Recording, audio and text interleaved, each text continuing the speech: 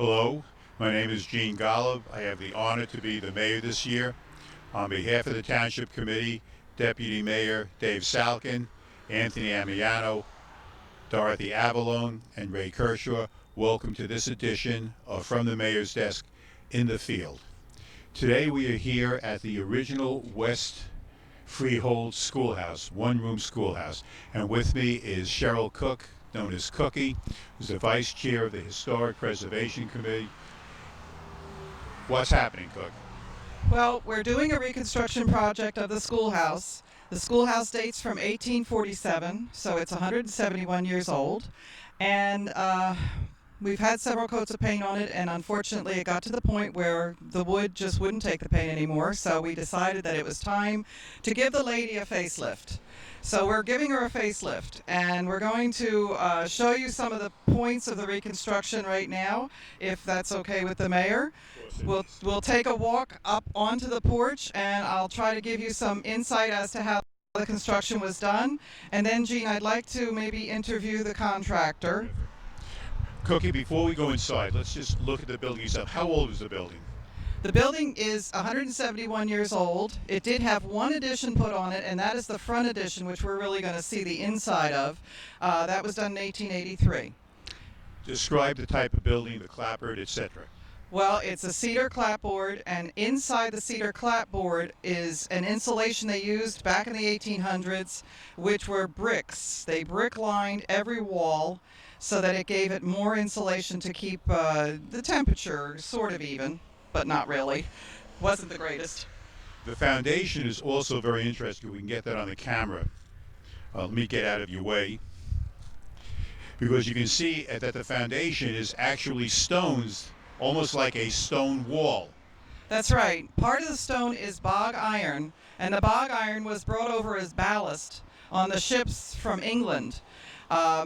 This is used typical in construction from 17 to 1800s, and also we have sandstone or fieldstone, which would have been gathered from the fields to use in the foundation itself. They would have to find a piece of stone to, make the foundation flat as possible.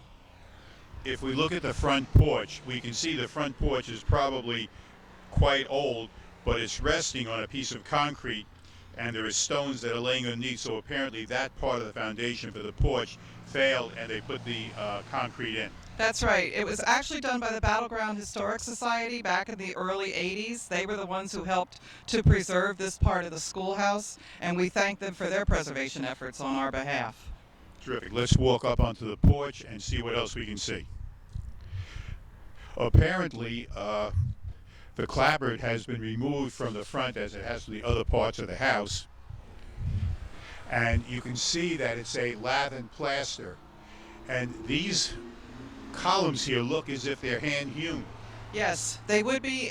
They would have been hand hewn back in the days because, and this one you can really see it. That's a hand hewn piece of beam, and hand hewn means that they actually used an axe to square off the beam from the tree, and the trees that would have been used would have been, the lumber would have come from the trees on the property.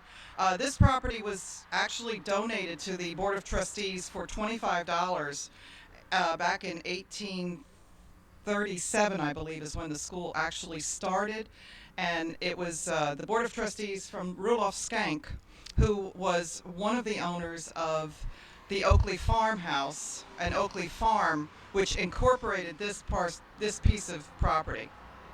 Let's step inside and look at the schoolhouse as it functioned. The desks here, about how old? Well, the desks probably date to the late 1800s, early 1900s. Some of them may be older than that. I can't really tell you, but they are from different time frames.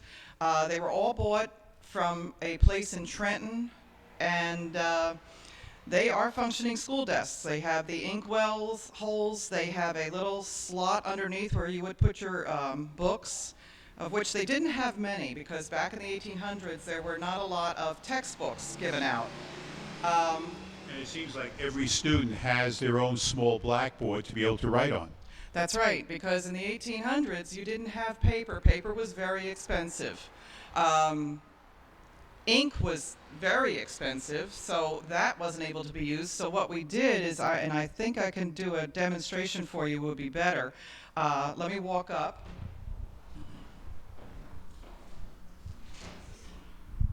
Okay, now this is what's called a slate pencil, made of slate.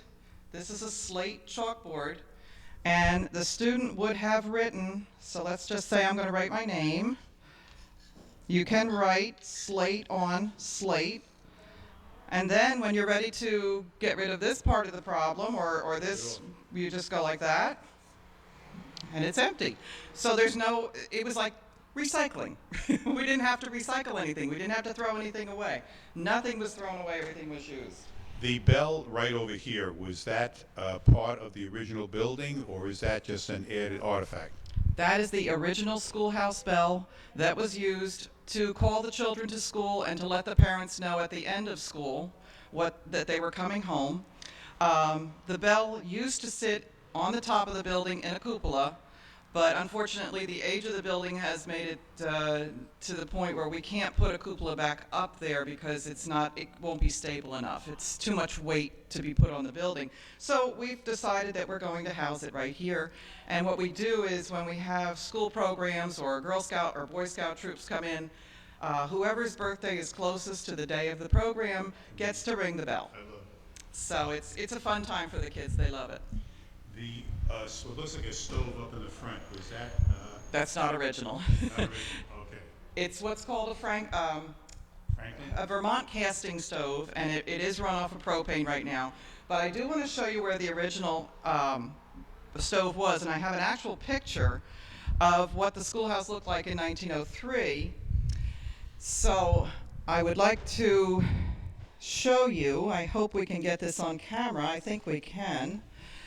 That is the 1903 class of the West Freehold Schoolhouse, and as you can see, it was a potbelly stove located in the center of the building. The desks are facing this way in this picture instead of facing the way they are now. I'm not sure why they did that, because the blackboard was in the back. So, and if, as you know from, or you may not know, from a one-room schoolhouse, all the blackboards are along the walls. That's why we have all black walls, because each class would have been given their daily lessons on a blackboard.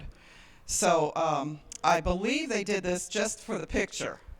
I think that's what it was. The original chimney is in the back wall, and the original potbelly stove sat in the front corner over by where the flag is. There's a clock, what seems to be over here in the photograph. Is that the clock there? We think it is. That clock was given back to us by the Story family, and we think that's the original clock that sat in the. It's called a regulator clock, and all schoolhouses had them.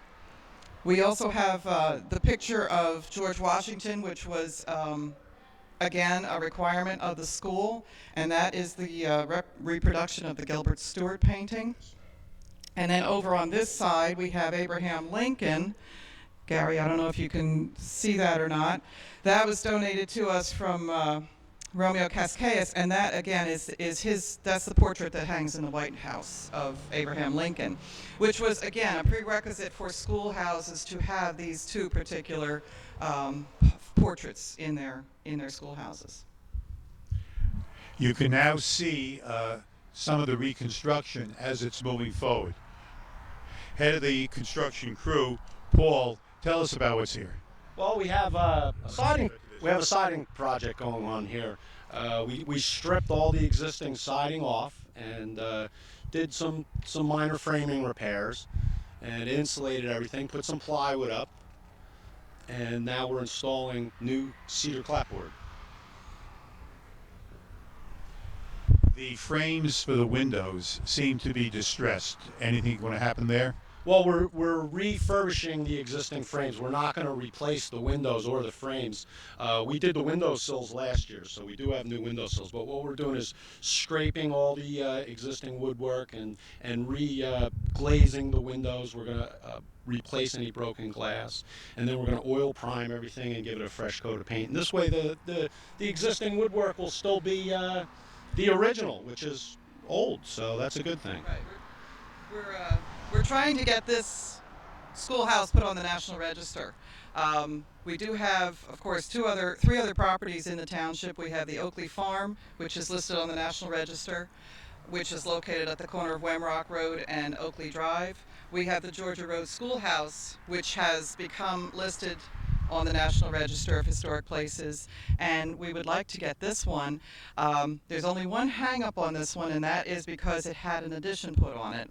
It really has to be original, but I just had to get some paperwork from the 1883 edition, and since this sits on its original foundation, I don't think we're going to have a problem. I'm hoping that we'll get a certificate of eligibility very, very soon, and then from there it goes into the process and takes about 2 to 3 years. Talking about the foundation again, you can see this is a stone foundation, and if you look at this particular stone right here, you can see a slight distress which will have to be attended, and the brickwork or the stonework will have to be pointed up with cement. That is actually our next project, Gene, that we are going to have to go for a grant on. We need to do the whole foundation, and Paul can pretty much give you a better idea of what's going to happen with the foundation to keep the building secure. What we've proposed to do is we're going to repoint all the existing stonework, and any stones that are real loose we'll pull out and rebed in new cement, and then the foundation will get a new pointing job, and that'll stabilize everything, and we should be and we should be fine. When you're doing this work, as much as possible, you're trying to replace what you're removing with equivalent to what it once was. Well, this siding is cedar. It's a half-inch Western red cedar, which is an excellent product. What they had on here was a rough sawn local wood, and the commission decided to go with this cedar because it's going to hold up. It's going to hold the paint better. And over the years, this has been deemed to be the best wood siding product, is the Western red cedar. So we've oil primed the back side of it as well as the front, and the Boy Scouts are going to come in and give it a nice top coat, and we'll be looking good. Yes. Another question. When you look at the building, you have 4 windows here, and 3 of them are fairly uniform. The 4th one is showing a certain amount of settlement. The whole back corner was rotted, and so what we did was we structurally repaired that corner to pin it from falling anymore, but to try to jack everything up just was going to be too expensive, and so we've decided to just kind of pin it, and we're going to live with the crooked windowsill. Well, It shows its age. Yes, it shows its age, and there was a little bit of a help for this. We had a big groundhog living underneath of the schoolhouse for many, many years. We nicknamed him George W. He was very large. He also had wooden teeth. Yeah. I think he did, because I'll tell you what, he stood when he stood up on his hind legs, he stood a good 2.5 feet high. He was the biggest groundhog I've ever seen. And he made a hole from there. They always have to have 2. They have to have an inlet and an outlet. His outlet was right in the area of where that foundation is sinking. So I'm thinking that he didn't do it any good. What's happening with the roof? Has that been replaced already? The roof, we believe, is about 100 years old. It's an original. It's the cedar shakes, and it's not leaking because there's no evidence of water damage inside. And so we're going to just leave that alone for now. You don't start trying to fix something that's not broken. And a nice cedar roof with a steep pitch, which it has. Hopefully, we'll get another bunch of years out of that roof. Cook, you have any other questions for Paul? No, I think that's it, Paul. Thank you very Paul, much. thank you very much. We're going to walk around and just look at your work. This is beautiful work, Paul. Thank you very much. We're now here at the back end of the school, and you can see some of the features. Cookie, could you describe the doorway up towards the top? Yes, that is the door to the attic. This is one school that actually had an attic in it. Most of them that I know of did not.